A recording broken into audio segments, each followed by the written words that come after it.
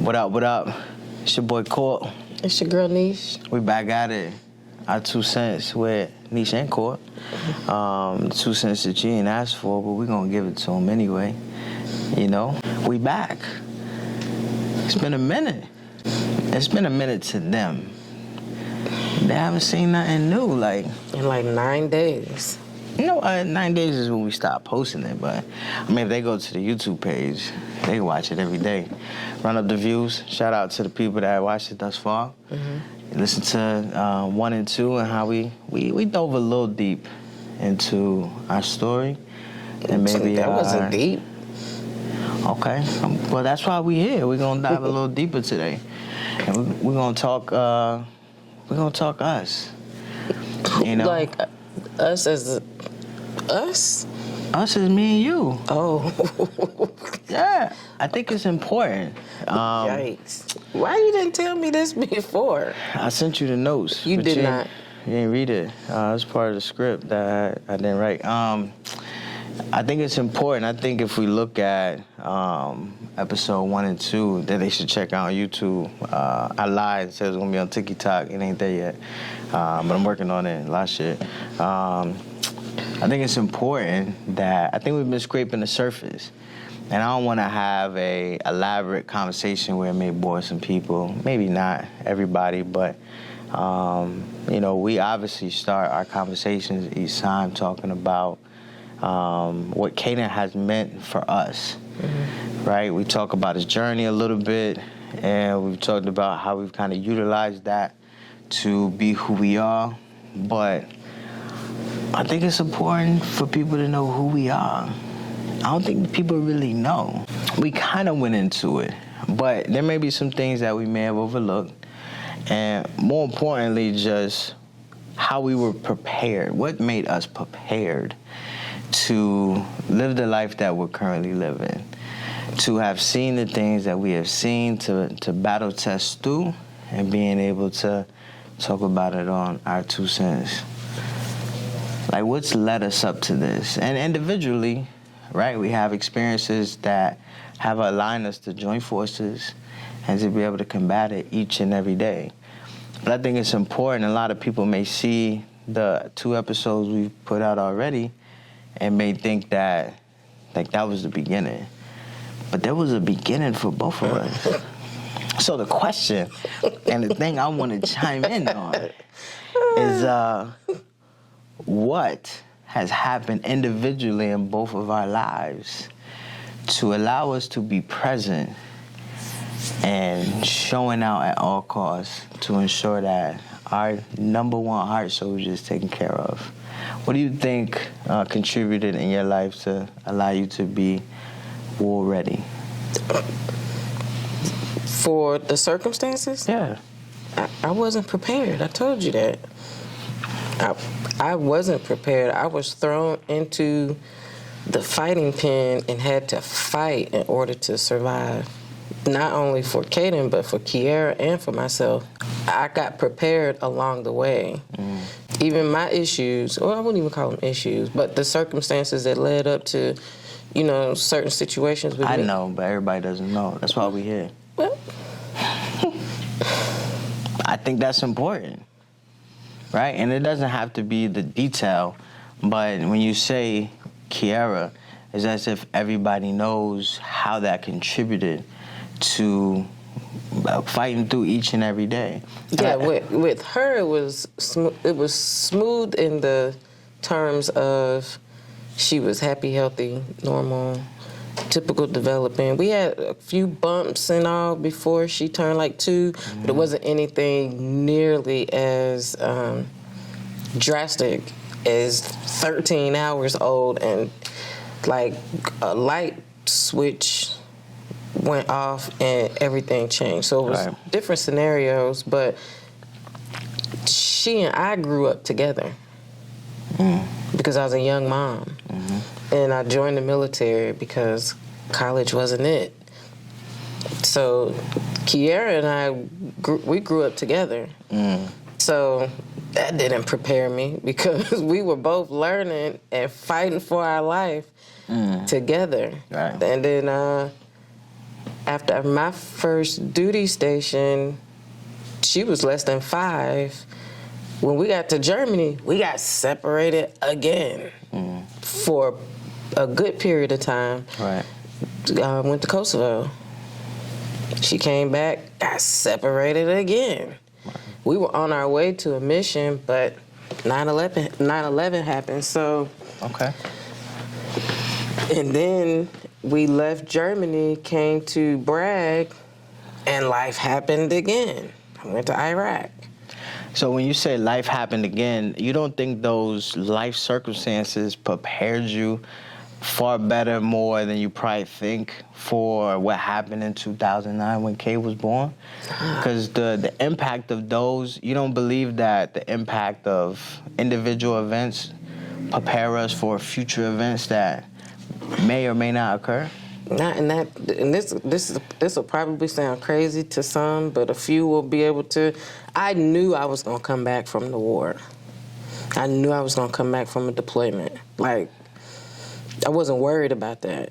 Like most people worry about if they're coming back. I didn't have that worry. My biggest thing was being separated from her, or being away from family, or just being in the hell, heat, desert. Right. How'd you know you was coming back? Faith. Yikes, that's heavy. I had faith, like. Faith never wavered at any point. Until I got sick. But. And then what happened to the faith? It didn't go completely away, because I came to, but it was tested. So it was like, all right, either you can throw your towel in and wave your white flag, or we can fight and you can get through this. And it was like, I'm too young for this. I think I was like in my late 20s. I'm like, you gotta be kidding me. This happens to people twice my age. Right. Why am I going through this? But figured it out. Then I had to fight again. So faith was tested heavily when they told me I had to get out. Right. But what sealed the deal was the 911 call Kiera made when I had an episode and fell down the flight of stairs. And she panicked. And it was like, all right, well, maybe you do need to take a step back. Stop fighting to stay in on that faith. Right. And go ahead and let it go. With Caden, I didn't have time to have no faith. I worried. I wasn't a warrior. I was a worrier. I worried because I had control. Though, right? Yeah, it was natural, but I felt like I had control over coming back. As long as I'm careful, and as long as I follow the rules of engagement, and as long as I do what I'm told, you gonna go home, because your peoples before you went, everybody came home. There wasn't no rule book in this one, or no book. Nah. No rules of engagement. There was With no this outline. one, it was like, and it wasn't me being tested. He was, again, 13 hours old, and he was put into this scenario that, again, people far older than him don't make it out of. It was like, what the? Right. So I worried. I worried a lot. It goes back to my doggone Jesus on the main line. Nikki. Okay. Nikki Shout out talked to me Nikki. off the ledge. Episode 2 is yours.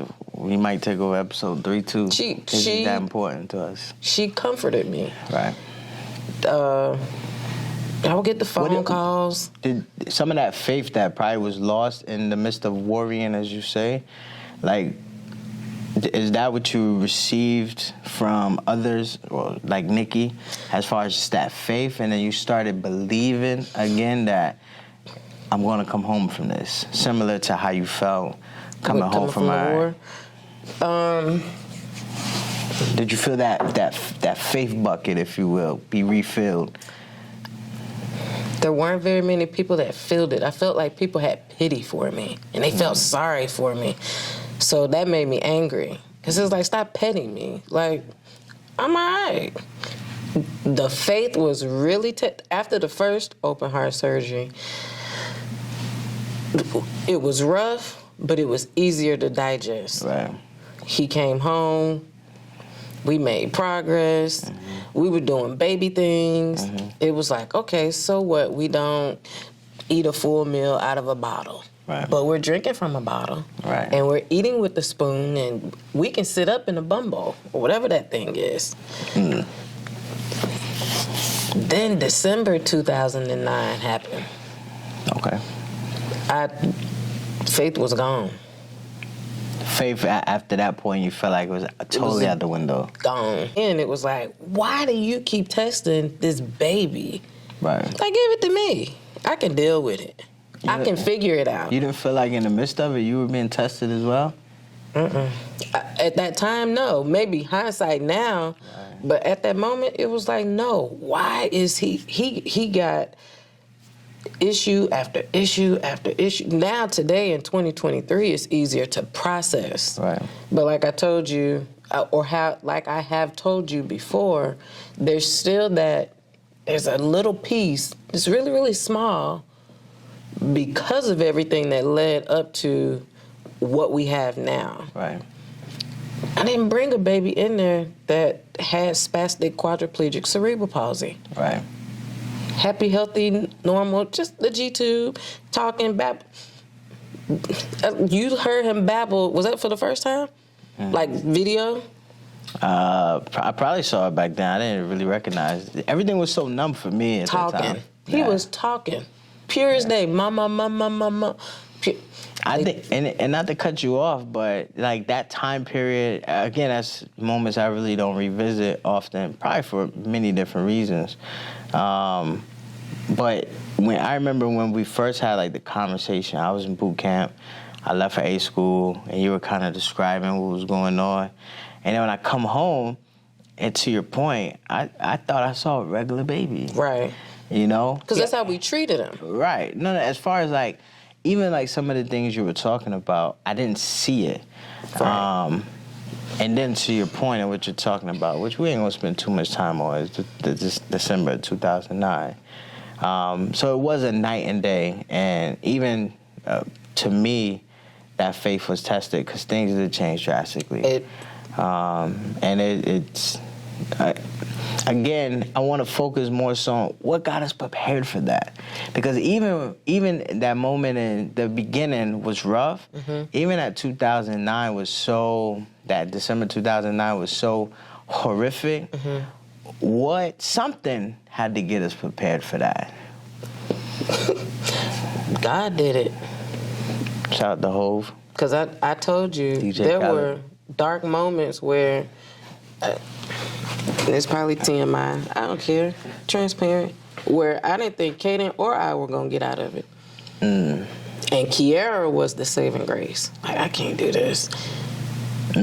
Because again, his prognosis, his diagnosis was, they was telling me, Right. what you see is what you get. And it was like, there was a lot of what ifs. Well, what if I would have waited until after Christmas for him to have his open heart surgery?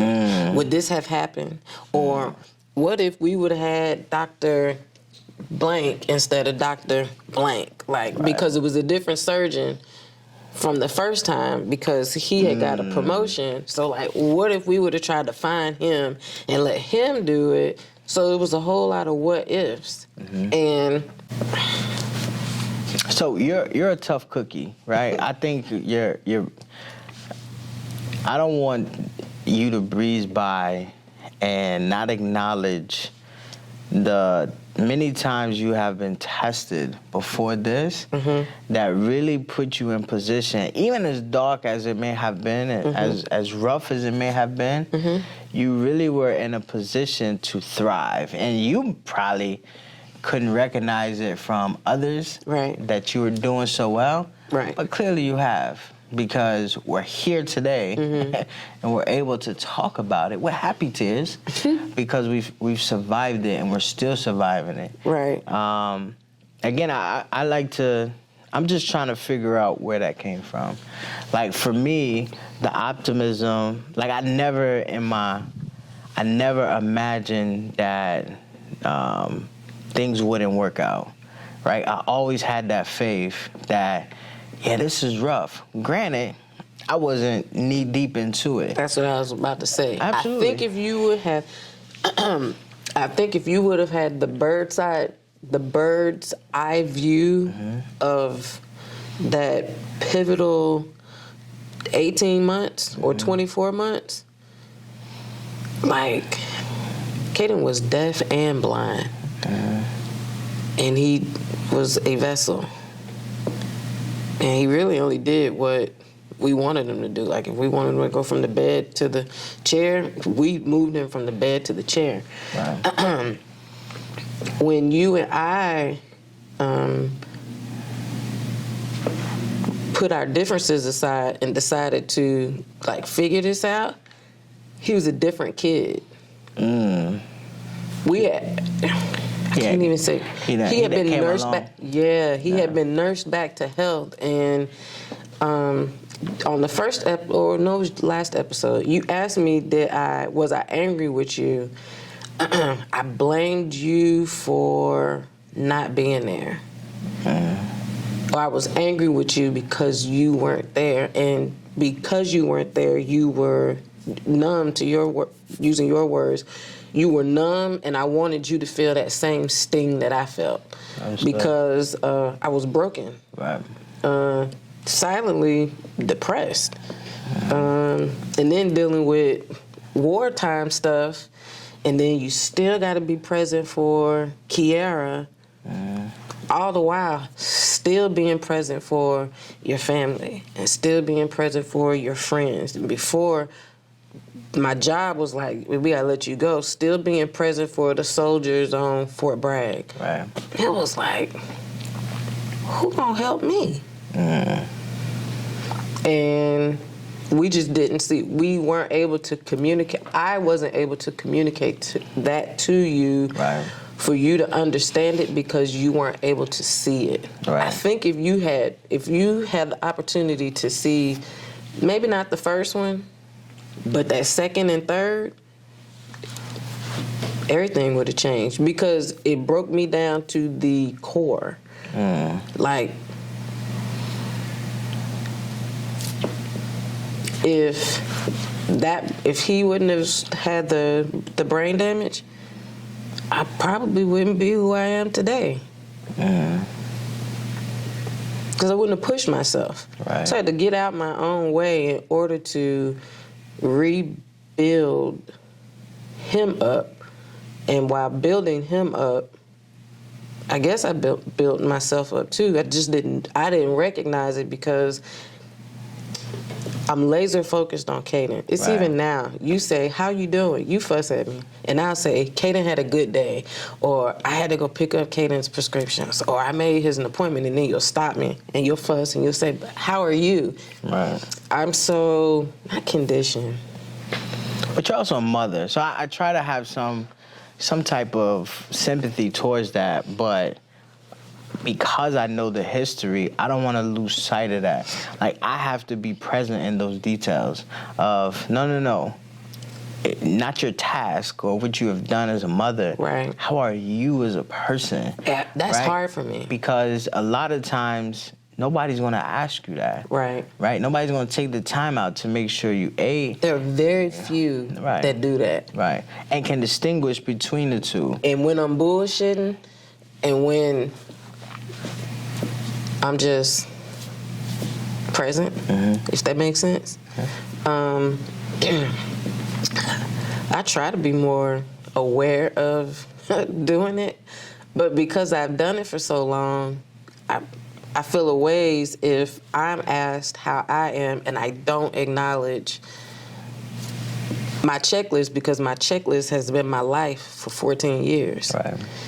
Everything is I said it. And being a mother has been longer. Right, being a mother is 27, but she didn't come with all these extra tasks. But even- and at 13, she was able to do for herself. She was Right. cooking, she was washing her own clothes. Right. She was, pulling the trash cans out because it was she and I. Even for her, I think some things may have stunted her because Sweet 16, mommy was dealing with little brother that just had a brain injury, And I was there, but it may have happened either before her special day or after her special day, because I had to make sure,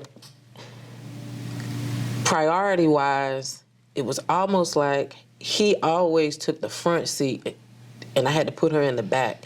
Right. Because she was able to do for herself and he wasn't. Right. And again, Which anybody will acknowledge that's probably the only decision you could have made. Yeah. You know, which probably helped you through. Like you had your Nikki Browns and your friends that were able to help you navigate through that. Mm-hmm. And then it gives you like a sense of perspective as well. Right. Right? Because everything can't be handled the same. Right. There are some times in our lives where some things take priority and they overshadow. The hope is that that's never the case forever. Right. So just in fire, but it happens, Yeah. right? Especially when you have a life-altering event like that, where it's just one thing after another, Right. and all you could do was fight, Right. And like you said, I wasn't there to help you, right? And not that I wasn't capable, just because we couldn't see things the same, Right. right? And we couldn't understand each other when we communicated, Right. where it was as simple as you wanted me there, but it came off as you're never there, right? And the same wording, almost one or two things change up the whole context, Right. And me being so young and immature about it, like, I didn't know how to deal with it. So, of course, I'm not going to take the extra step to be like, okay, I understand you may be talking out of frustration. Yeah, you're probably tired because you've been up all night.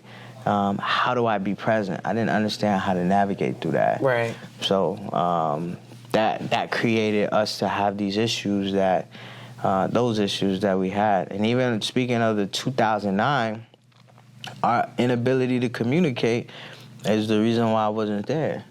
Right? Because I was set to be there. But because we didn't understand each other and didn't know how to be there for each other, I ended up going, right? And I think that was the what they call it, the hay that breaks the camel's back. The straw? The straw. Like, I think that was the thing that really, for years after that, to the moment you talking about, you sped over some years when we reconvened and got back together to make it work. Man, we talking like 4 years after that. It's longer than that. So, but even just for us to be able to communicate and be able to have a conversation without arguing or stressing our point, like after 2009, it took us 5 years to be able to just be in the same Space, room, right. same space, right? And not giving each other the eye. And all in all we were was just two people that was hurt about the circumstance, right? From your perspective, which I would never understand, and from my perspective, which you wouldn't understand, right? And all we had to do was just talk. Right. That's it. And we had moments of it, but not enough to make us think it out together. But again, I don't want to go too far down that path. Again, I want to think about, how did we get here, though? I think that's key. That's even something I search for even today, is just, how did I become so resilient to bullshit? You see so many people, you pay attention to the news, you pay attention to just the stuff that goes on around you. There's so many things that people, that just overshadow how people see life, that, end up, unable to continue mentally. They check out, potentially taking their own life. There's so many things that people are presented with that make it hard for them to continue. Very easily, the stuff that we go through with Kaden could be that as well, but we're still here. Why? Because for me, there's a purpose for all the pain. Like,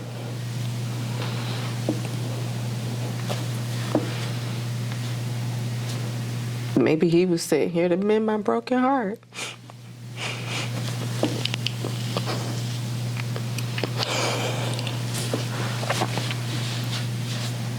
Maybe both. Maybe I don't have it all together how it may seem. Right. Or how I may try to portray it. Again, that's where it's going into the crates and really looking back and like, how did we get here? Because it could stem from childhood, it can come from early adulthood, but I don't think we do a good enough job to give ourselves credit for being in this position today and how much we've been tested. And just because we conquered it doesn't mean it contributed to how we fight today. Right. Right? Because we've been training for this. And it seems like we oftentimes go back to our training and be like, no, we've been through X, we can get through this. Right? And it may be the stuff that he goes to now at 13 going up to 14. Right? He had heart surgery a couple years ago. Okay, we've made it through that. Whatever comes up now, he has whatever. Right. You're like, oh, man, we can get through this because we just got through something bigger 2 years ago. And something else may come down the pipe. We've clearly created habits of storing the information of succeeding and running through obstacles. I didn't know if you know off the top of your head of like some of those instances. Right? For me, as a military brat, I think it has allowed me to, like, roll with the punches. Because even though about time I got older, we didn't move as much, but the first 2 or 3 moves, it kind of taught me that you always have to roll with the punches, right? And you gotta stay centered, and you gotta keep your circle close and rely on those that will always be with you no matter what. Right. Because all we had was each other. I think those circumstances, first of all, I learned to be able to navigate through how we live. Because now we're living the same life, right? Except I'm on a different end of not being the child like, man, why we can't stay here? Right. It's like, yo, we got to figure this out. Like, right. we got to go. Let's go to Hawaii and make it work. Okay, we don't want to go back to the East Coast because it may not be good for us health-wise. Let's go to Cali. Or now we still in Cali. Let's stay in Cali because Cali works. Right now my brain is more aligned with probably how my father thought, and now how I'm operating. So I'm willing to just make things work. Right. You say faith, and always, you already know my grandmother, Grandma Rose, and those summer vacations, and those Bible teachings that I don't know to this day, but it contributed to the faith. It was probably some conversations with Graham and Auntie Sharon, too. Because even though I didn't communicate with you, she never stopped communicating with me. Never. If it was an occasional text message. Shout out to Grandma Rose. Love you, boo. Auntie Shay, love you, too. My grandparents are no longer here. Right. So Graham is like the surrogate grandparent and great-grandparent and all things because none of mine are, still with us. But just that faith, right? Yeah. Like it was always that unsolicited, and normally you don't like unsolicited advice. I don't. Anybody, but hers was always so genuine and so and eloquently put. Yeah. That it didn't make me feel like she felt sorry for us. Right. It didn't make me feel like I did something wrong, or you and I, because she never talked bad about you either, and they knew you and I weren't talking. Shit, like in her words, she know I wouldn't do. Yeah, right. She wouldn't tell nobody that. It was always even Auntie Sharon. They were always on neutral grounds. And they genuinely and authentically wanted to make sure that the kids were okay too, but that I was okay. Yeah. Because I was dealing with life was lifing. Right. And it was like, think about it. Kaden went from 21 medications a day one was every other hour and a half to now we're on like 8. So it fluctuated in the last 7 years between 8 to 11, but now we're down to 8. My days were consumed with syringes, G-tubes, and backpacks with formula, and it was, how are you? Yeah. Are you okay? Do you need anything? I'll do this. And not to say that there weren't people in my circle that were doing that, but at some point, it's just like when people grieve or the loss of a loved one, everybody's there in the moment. Yeah. Then you got like the 2-week, the 4-week grace period where you got your onesies and twosies and your faithfuls, and then it just slowly starts to, life continued on for everybody else. Right. And I was still, life was still lifing for me. Right. And it was like, you don't want to complain because you have those that take your decompressing moments as you're complaining. Right. Or you whining. When really all you doing is you just want to, I just want to let this out. I don't want to let it out to a doctor because they're going to alert CPS or the social work. I just want to tell you that, man, I'm tired of changing diapers. Right. Or I'm tired of pressing buttons on a feeding pump. Yeah. And it's no knock to me as a mom, but sometimes that caregiver be like, oh, child. Man.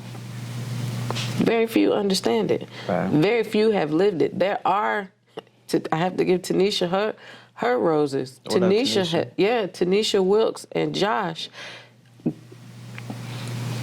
She walked me through some uncharted territory too. Right. And how we met was through Nikki, because Deja was in the band and Josh was in the band at Holt County High School. And I always saw Josh playing with the band, and he had an aide that would like push him around in the formations.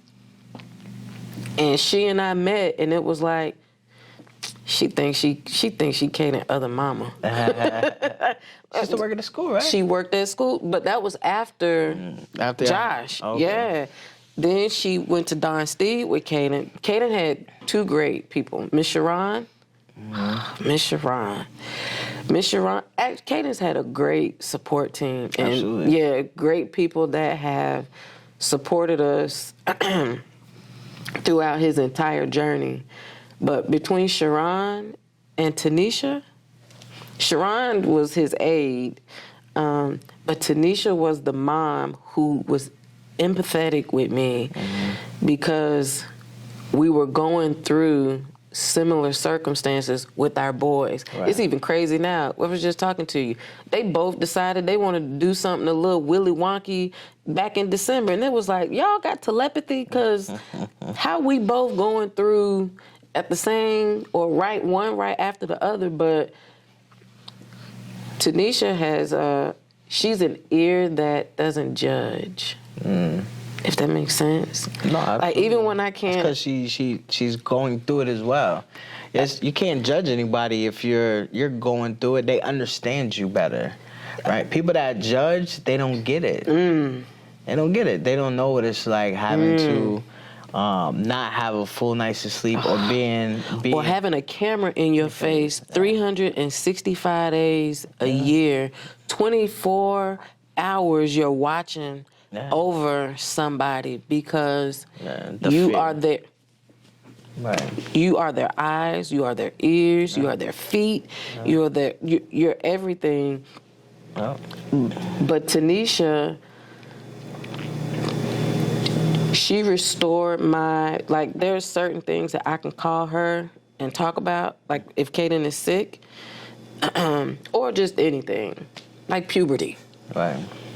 You're a man, so for you, it's nothing. Me as a woman is something. She gets it. Right. So when I call her and I vent, I don't feel judged or like, well, why you think like that? Because that's what I say. But I feel a ways about a way. Right. Let me have my moment. Understood. And it's not just you. it's No, absolutely. I just know I do that. I'd be like, man, he's a boy. yeah. I'm like, man, puberty is something that I was not prepared for, and then with a boy that's nonverbal, that is very aware of self. Right. I'm like, help me, Lord. Yeah. But she talked me through it. She told me what to get myself prepared for. She was Shout like, out to Tanisha. "Yeah, you Big got to Josh, do." what up? Hopefully you watch this. Yeah, you Shout him and out. she told him. She said that her and Josh was gonna sit and watch the podcast together. Josh, don't get nervous or don't get jealous because I'm sitting next to him. You know you still my boo. Yeah, we only been together for 7 years. Yeah. We're good.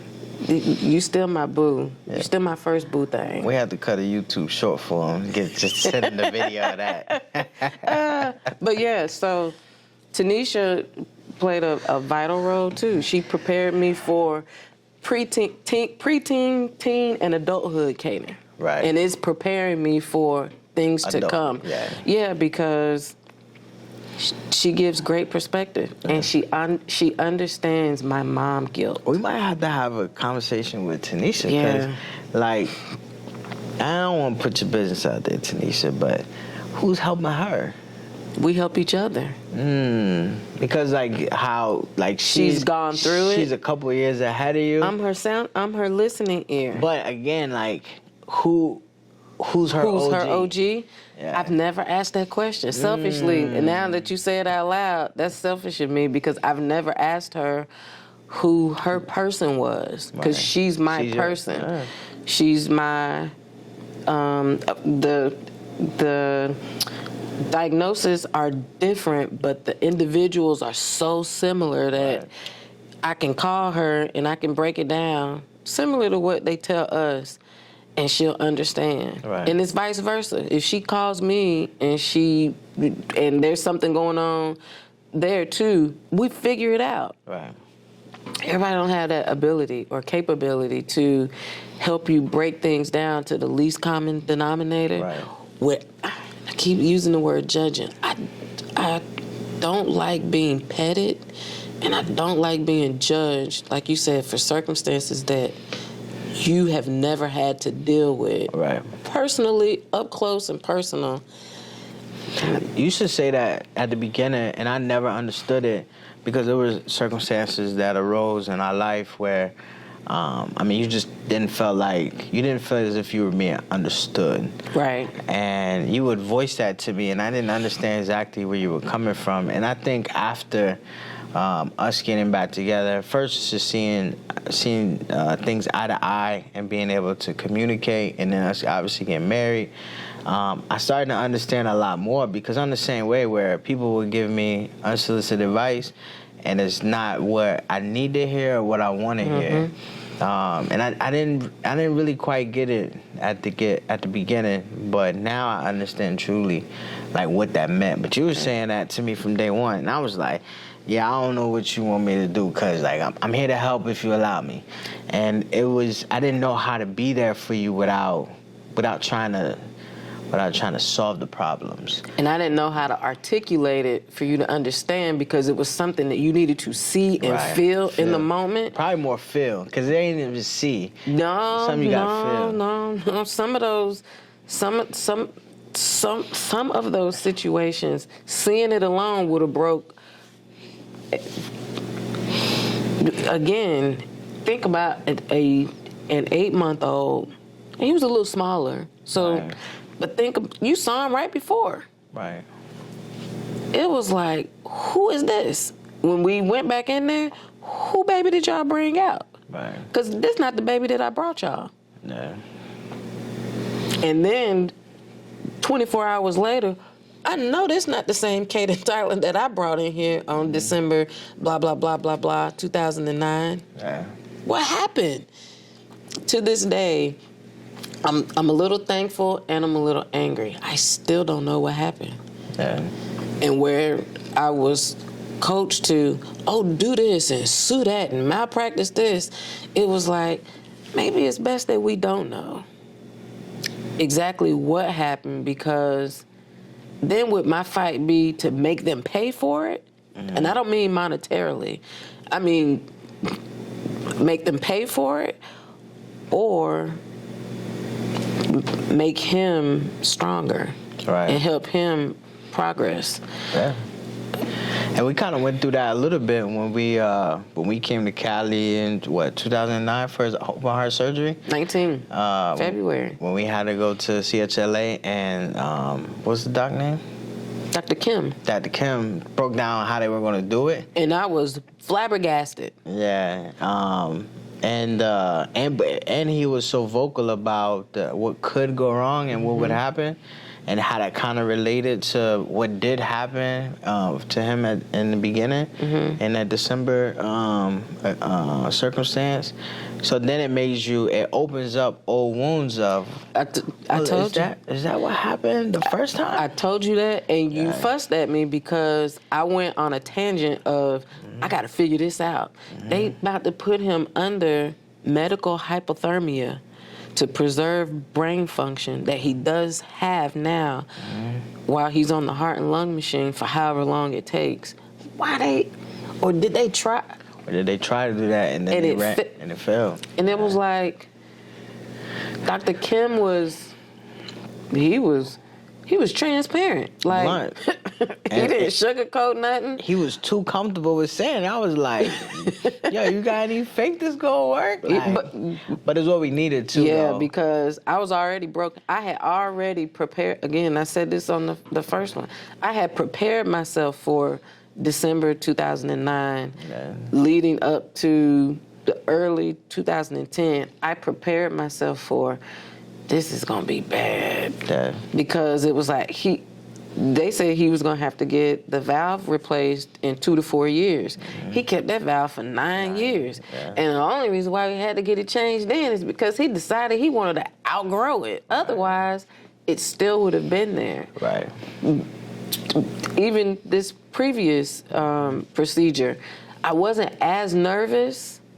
Dr. Takal wasn't as Comforting. not even comforting. She didn't come in there As confident? Yeah, and like, this is what I'm gonna do. It was, we're gonna get in there and we're gonna try to do this, and then if this is successful, then we're gonna do this, and then we'll place this one. And it was like, nah, ma'am, we're gonna need you to have that playbook ready, Memorized. before he goes in for this procedure. But even that one, we stayed less than a day or two. Yeah, he bounced back really well. We recovered at home. That was October? We recovered at home, and I panicked. I didn't panic, but I hit the button, and he didn't even require. He wasn't even on no breathing tube when we came in the room when he was in the ICU afterwards. It was like, whose kid is this? He's definitely gotten stronger over the years.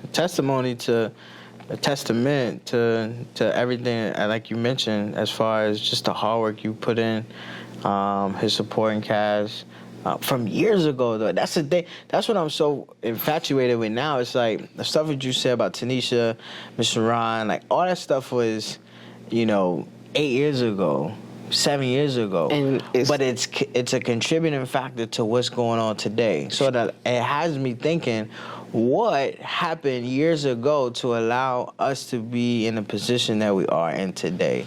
And it's almost being on a journey of why are we not willing to quit?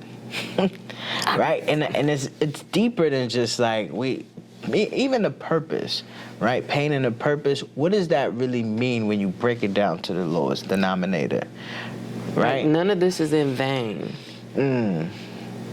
Yeah. The pain that, for me, the purpose of this pain is to help someone else navigate through a journey that they otherwise never thought in their life that they would be going through or could get through. Because we talk about the heart, all his heart surgeries. Caden had brain surgery too.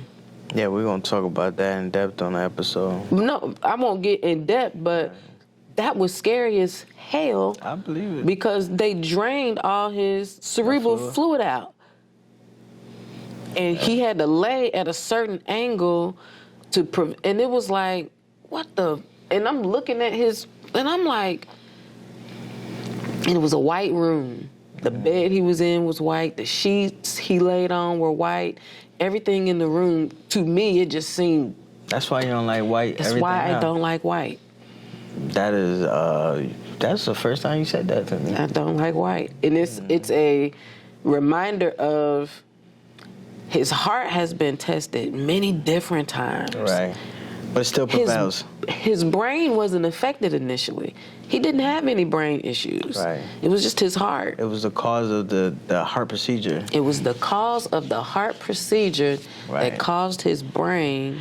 That we still don't have answers to. That we still don't have answers to. So a lot of my, a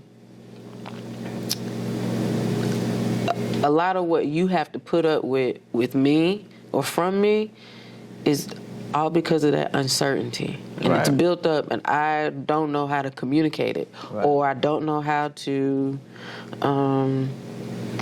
get it out without getting emotional. It's like the emotions are expected. It's like a dam up here right now, and if somebody was to hit a switch, I could probably flood this whole room. Well, that's why I didn't want to talk about the brain, because I already know how that deals with it. It's Caden in totality. Right. But sometimes I just want my baby back. Right. I don't say that a lot. You talked about somebody playing football.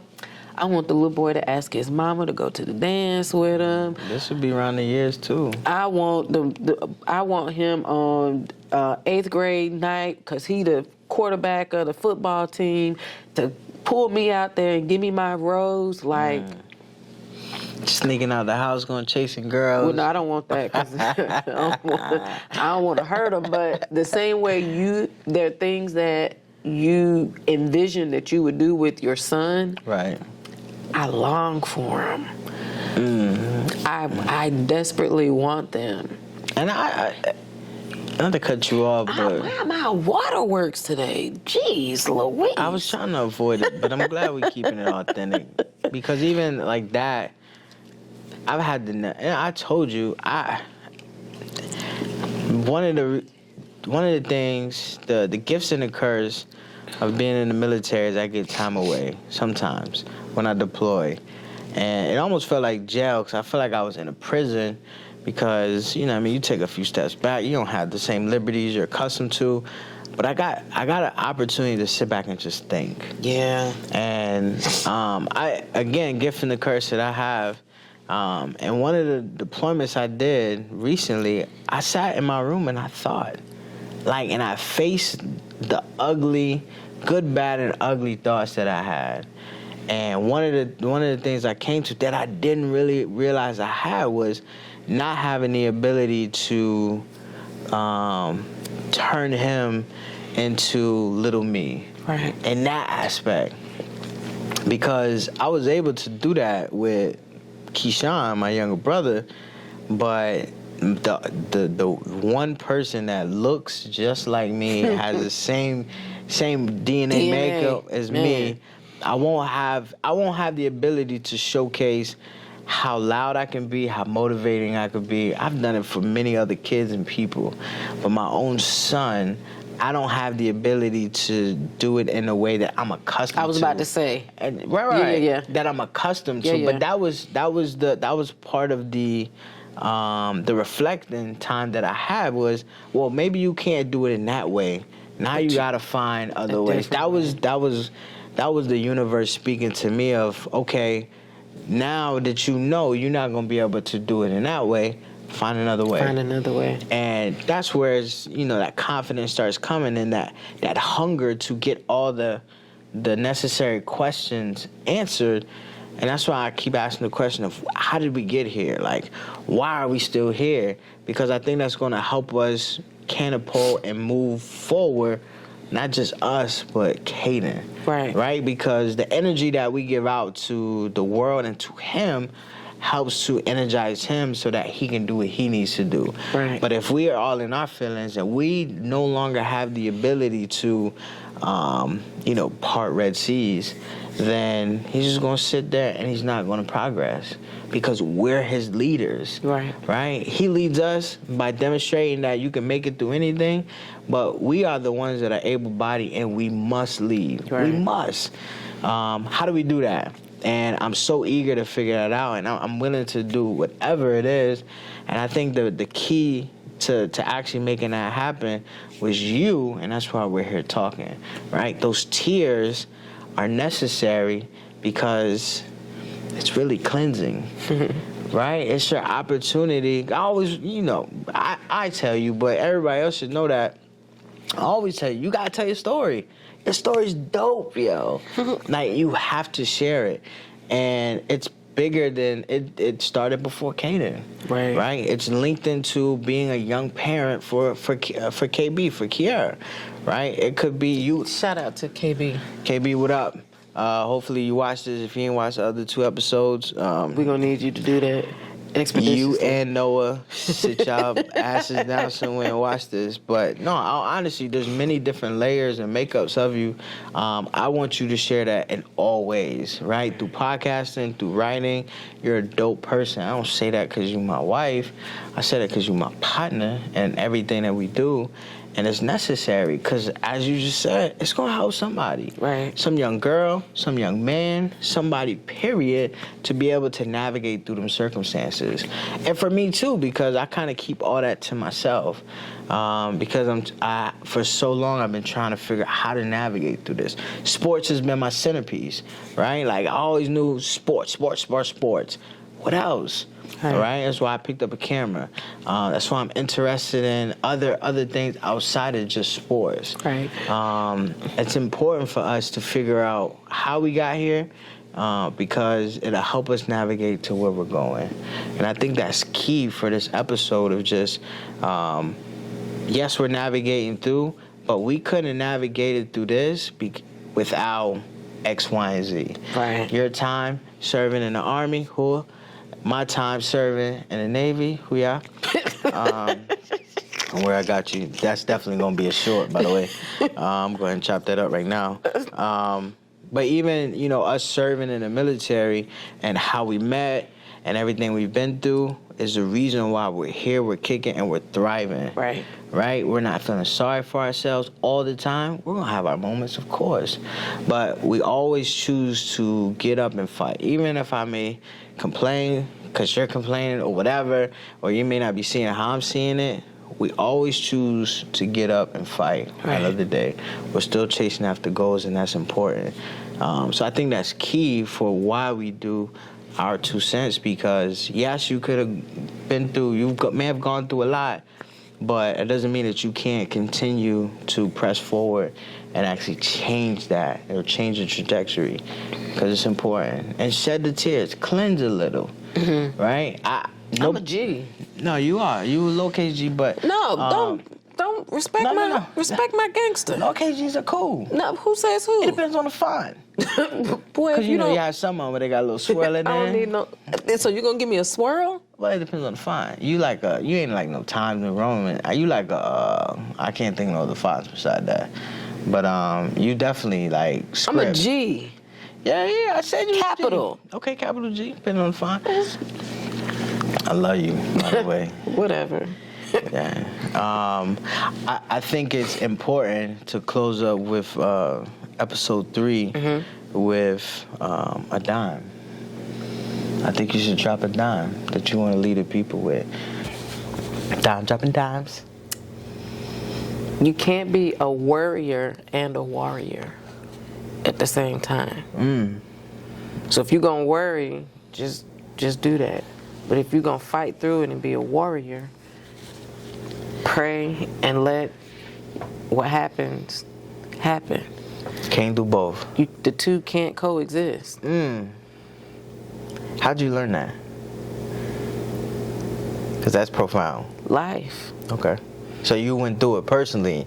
Yeah, like it may come off like, I think they got it all together, or life has been rough. Life in general. So, yeah, the ups and the downs, have shaped the individual that sits in front of a camera now and shares the vulnerable side of her in an attempt to help someone navigate through it. There is power in my vulnerability. There is power in my tears, and it's even power in my hands, however I have to use them. Right. So yeah, figure out what side of it you want to be on. Either you're going to worry, or you're going to put on your rucksack, strap up your boots, and you're going to be a warrior. Who? You always gotta. Sorry. You gotta. I thought it was the Army shout out. Shout out to everybody in the Army right now. I don't do you like this. You not me though. You can't beat me and you. You gonna cut this? Like Gordon Ramsay. Shout out to Gordon Ramsay. We try to get you on the show, man. We ain't got no money though, so don't be trying. No, yeah, just pick your battle. I like it. Yeah, pick your battles, and the that was heads of the dime. Tails of the dime is some fights ain't worth fighting. Let them have it. It's all right. You take one to the chin, you get up, you'll be back up again. Right. It's all right. Just know when to hold them, know when to fold them. hey, I like that too. know what battles are worth fighting. Because the warrior gonna get knocked down. What the warrior gonna do? I can't say it because Graham might watch this. Lady Rose. Auntie Sharon too, but Auntie Sharon know we Auntie cussed Shay. because we done cussed when we was with her She before. know I ain't been in church in a minute, so we good. But yeah, so pick your battles wisely. I like it. Yeah. Both sides. I like that. Yeah. Because ain't no change left. Ain't no.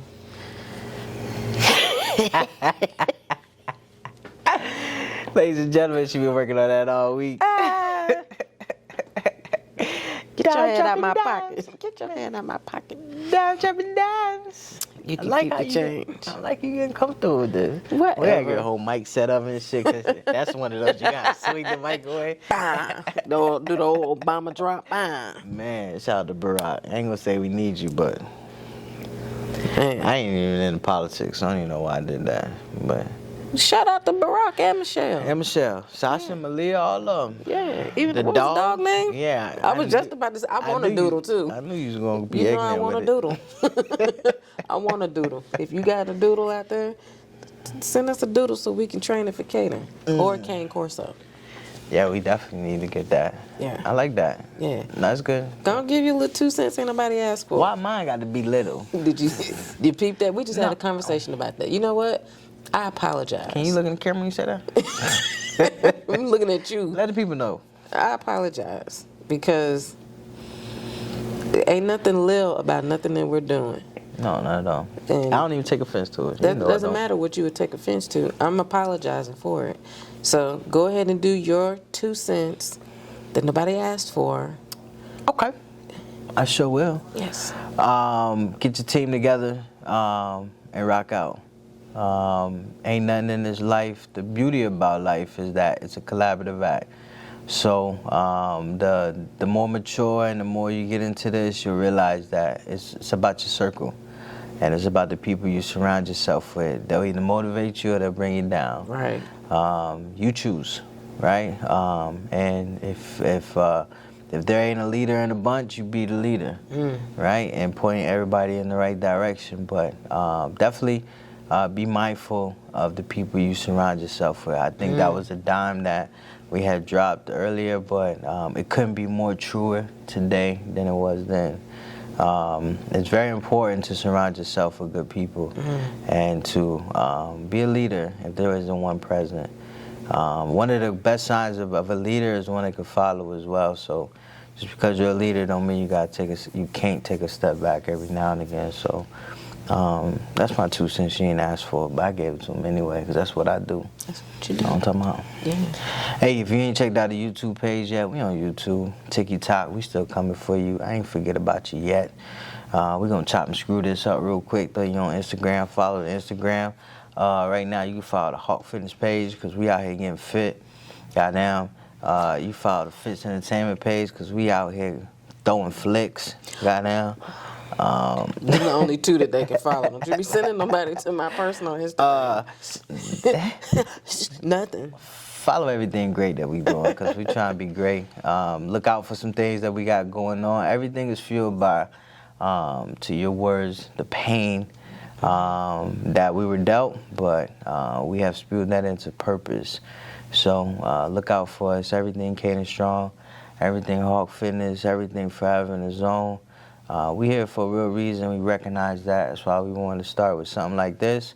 And now we got to add to. And then we got to bring people along. So if you got a dope conversation or you're doing something positive and giving back and something bigger than yourself, sit down and have a conversation with Nishan Court so we can continue to give it back to the world because it's necessary.